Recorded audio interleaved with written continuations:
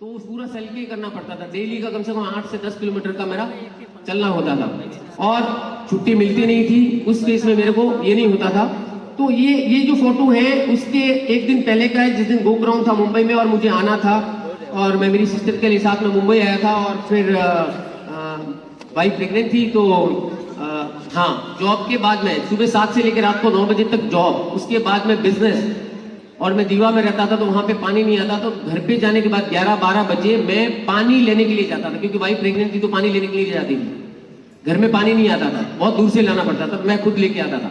तो ये सिचुएशन के साथ में पापा जब बीमार हुए थे तो मैं जोधपुर से मुंबई आया, मुंबई से 3 लोगों को लेके आया। वहां पे मैनेज करके, ऐसा नहीं कि मैंने पापा को ये किया, मैंने मेरी सिस्टर जो है उन्होंने काफी हेल्प किया, फाइनेंशियली हेल्प भी किया। वो टाइम पे पैसा मेरे पास नहीं थे, उन सिस्टर ने काफी ये किया और उनको मैनेज करवा के मैं फिर मुंबई आया। मुंबई से दिल्ली आया, पापा फिर भी आईसीयू में थे। ये सिचुएशन में मैं 3 दिन का इवेंट ये करने के लिए, क्योंकि दूसरा हमारे पास में कोई रास्ता नहीं था।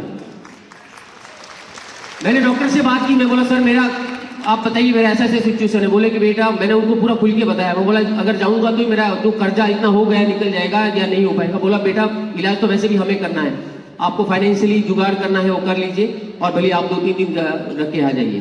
तो मेरे लिए जोधपुर से नजदीक था दिल्ली, लेकिन हम लोगों को टीम के साथ आना था तो मैं जोधपुर से मुंबई गया, मुंबई से फिर दिल्ली आया और इस तरीके से हमने 3 दिन का जो है इवेंट जो है अटेंड किया। Next please.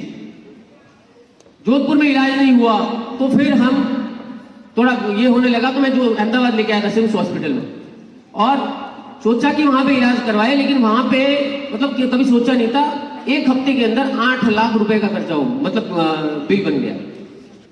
जो नहीं थे वो भी टेस्ट, बोन मेरो, ये लंग फाइब्रोसिस का, ब्रोंकोस्कोपी, मतलब ऐसे ऐसे टेस्ट थे कि अभी मतलब कुछ बचा ही नहीं था कि क्या करें नहीं करें, और पूरा कर्जा हो गया। और फिर नेक्स्ट प्लीज, सिम्स हॉस्पिटल से हमको दूसरे हॉस्पिटल में शिफ्ट किया क्योंकि पैसा खराब था।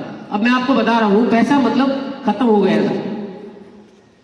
एक बेटे के सामने फादर का इलाज चल रहा हो और उसके बाद में जो है पैसा खत्म हो जाए और उन पैसों की कमी की वजह से जो छुट्टी दिलवाई। ये हम राजस्थान हॉस्पिटल अहमदाबाद में है, वहां पे जैसे ही मैं हॉस्पिटल में गया बोला कितना बिल हुआ, तो वहां पे भी बढ़ गया। तो वो आधे घंटे में चेकआउट, मतलब आप ये ले लो नहीं तो दूसरे दिन का चार्ज लग जाएगा। तो पापा की यही ड्रेस है और आप सोचिए हम आधे घंटे के अंदर अंदर हम ये करके आए और उस समय में रो रहा था कि आज काश मेरे पास अगर पैसा होता तो ये नौबत नहीं आती। तो लोग बोलते हैं कि अरे पैसों की जरूरत नहीं है, जॉब से सेटिस्फाइड है, थोड़ा बहुत पैसा है, कब क्या कोई इमरजेंसी आती है 5-10 लाख रुपए ऐसे जाते कि पता भी नहीं चलता है। और तब मुझे लगा कि मतलब बड़ा मैं था, दोस्त दूं तो किसको दूं। लगभग मैं मुंबई था 6-7 साल से, लेकिन मेरी सैलरी, मेरे पास कोई डिग्री नहीं थी, ना मेरे पास इतना कोई पैसा था कि धंधा कर सकूं, तो मैं घर पे भी पैसा नहीं दे पा रहा। तो मैं अपने आप को ही दोष दे रहा था कि मेरे को कुछ करना चाहिए, जो भी है, जो हालत है उसी हालत को मेरे को सुधार के कुछ ना कुछ करना पड़ेगा। चलते ट्रीटमेंट को मैं पापा को लेके फिर हम लोग ट्रेन के जनरल डिब्बे में, मैं ऊपर बैठा था, ये मेरे मामा जी हैं, मेरे इन-लॉज हैं, फादर इन लॉ है, और मुंबई से जनरल में टिकट बिना लिए हम लोग मुंबई से जो है सॉरी अहमदाबाद से मुंबई गए और वहां पे उनको ये रखा कि वहां पे इलाज करवाएंगे क्योंकि पैसा। Next please. फिर जैसे ही पापा का ये हो गया, फिर हमारा घर है गांव में, तो पीछे का जो कच्चा घर था, तो ये साइड का जो फोटो आप देख रहे हैं ये टूट गया। मम्मी अकेली वहां पे थी और रात भर में जो है ये साइड बारिश बहुत आई थी तो ये साइड से टूट गया था। एक पैसा नहीं था, एक घर टूट गया, एक आधा टूट गया था, आधा ये था। ये हमारा घर था, ये जो पीछे है। और हमारे ये वेस्टीज बिजनेस, ये मेरे पापा की साइकिल है, ये साइकिल से मैं स्कूल भी जाता था, पापा भी काम करते, तो ये हमारा ये था। तो फिर घर जो है रेनोवेट करवाना था, तो एक से एक जो है जिम्मेदारी आ रही थी। Next please. नेक्स्ट। हाँ, तो फिर कर्जा, घर गिर रहा है, पापा बीमार और एक बेटा पापा का ट्रीटमेंट नहीं करवा पा रहा है। मेरे को वो दुख हो रहा था। Best of the best hospital में लेके गया, बोला जो भी बेचना पड़े, जो करना पड़े। एक दिन फिर मैं घर भी पापा को लेके गया, मेरे बारिश की सीजन थी और ऐसा लग रहा था कि उनको मुंबई में सूट नहीं हो रहा है, मुझे जॉब करना था। तो मैं घर में गया, मेरे घर के ऊपर, और मैंने कुछ अब सोचा कि यहीं पे जिंदगी को एंड कर दे। और मैं एक वीडियो बना रहा था और ये वीडियो का स्क्रीनशॉट है, वीडियो नहीं प्ले कर पा रहा हूँ। तो मैं वीडियो बना रहा था और फिर मुझे लगा कि नहीं, मेरे को ऊपर वाले ने कुछ बड़ा करने के लिए भेजा। और फिर मैं नीचे आया और नीचे आके मैंने सोचा कि नहीं, अगर मेरे को मेरा कुछ गलत कदम उठाया तो मेरे को कुछ करना पड़ेगा। मैं इस जिंदगी में आने वाले 3 साल में कुछ ना कुछ बड़ा करूंगा। फिर जो है मुंबई आया, फिर बैक वापस back back back back back back. ये हमारा मुंबई का घर था। देखिए हमारी ऐसी स्थिति थी, लेकिन हमने सपने चिपकाए हुए थे। गाड़ी का भी ड्रीम था। मैं बहुत सारे लोगों को बोलता हूँ कि आप ड्रीम के सपने, ये मेरी वाइफ है, ये मेरे पापा है, दोनों डॉटर है, मेरी मम्मी है। काफी लोगों को बोलते हैं कि ड्रीम चिपकाओ, नहीं चिपकाते थे। ऐसा कैसा हमारा जो भी ड्रीम थे आज काफी सारे फुलफिल हुए हैं, जो मैं बताऊंगा। और ये मेरी फैमिली है। नेक्स्ट कीजिए। जैसे बिजनेस में आए तो पैसे नहीं थे, और ये देखिए, thanks to my great upline Sagar sir, इनके लिए एक बार जोरदार ताली हो जाए। इन्होंने, सॉरी टाइम हो गया, जस्ट 1 मिनट।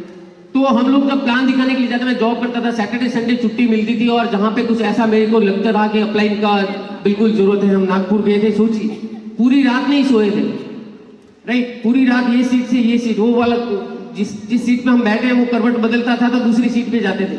और ऐसा चोरी चुपके करते करते नागपुर से मुंबई, मुंबई से नागपुर, और वहां जाने के बाद भी वो बंदा फोन ही नहीं उठा रहा। एक दो बार अनूप सर के भी साथ में हम लोग कार में सोए। तो ऐसे बहुत सारे हमारे साथ में हुए। लेकिन और दूसरे दिन वहां से आने के बाद में हमें जॉब पे जाना पड़ता था। मुंबई से, मतलब मुंबई पहुंच गए, सुबह 6 बजे ट्रेन पहुंचती थी, और घर पे जाके फ्रेश होके सीधा जॉब पे जाना पड़ता था, क्योंकि कभी कभी फ्राइडे को ही निकल जाते थे। ये जॉब के साथ में हमने बिजनेस बिल्ड किया है। मतलब ऐसा नहीं है कि मतलब फुल टाइम पहले से ही करने लगे थे। ऐसे सिचुएशन में किया था जब बहुत बार मैं थाने स्टेशन पे सोया हूँ। एक बार वापी, मतलब मेरी डाउनलाइन छोड़ने के लिए आ रही थी कि मेरे को मुंबई जाना था, तो वो बस थी, मैं ट्रेन मिस हो गई। 70 रुपए का, 80 रुपए का टिकट था। फिर डाउनलाइन बोली कि सर यहाँ से बसें जाती है पूना के लिए, आप यहाँ से मैं छोड़ देता हूँ। तो वहाँ पे पेपिलॉन होटल के वहाँ लेके गए, बोलते सर इसमें चढ़ जाऊँ। तो मैं चढ़ गया। मैं बोला भाई किराया कितना? बोलता कि 400 रुपए। मेरे पास 400 रुपए नहीं थे, तो मैं उतर गया उसमें से। डाउनलाइन ने पूछा कि सर क्या हुआ? मैं बोला कि ये बस फुल है, इसमें टिकट नहीं, आप चले जाओ। और मैं उसी पेपिलॉन होटल के सामने जो ब्रिज है उसके नीचे जो टाई है उसको कानों के बांध के सोया था। और फिर सुबह जो ट्रेन थी, उस ट्रेन से फिर जो है मैं मुंबई आया। एक मतलब 100-200 रुपए बचाने के लिए हम क्या क्या करते हैं। अब लोगों, आपने वीडियो देखा, हमारा लाइफस्टाइल, ये सारी चीजें देखी, लेकिन उसके पीछे बहुत सेक्रीफाइस किए। हम कभी पार्ले जी बिस्किट, कभी वड़ा पाव ऐसा खा खा के ये करते थे। फिर घर का भी संभालना पड़ता था। और मेरे पापा हमेशा मतलब ये करते थे कि बेटे को टेंशन न दे दो, काफी सारे दुख खुद झेल देते थे, लेकिन ये नहीं करते थे। लेकिन मुझे पता था कि अगर ये मतलब इतना करने